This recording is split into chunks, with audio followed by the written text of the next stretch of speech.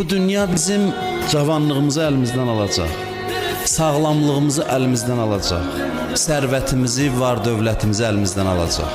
Ona görə də bir çətinlik sənə üz verəndə aləmi bir-birinə qatma. Ki bu nə idi? Niyə belə oldu? Elə təəccüblənirik hərdən çətinliklərə. Niyə belə oldu?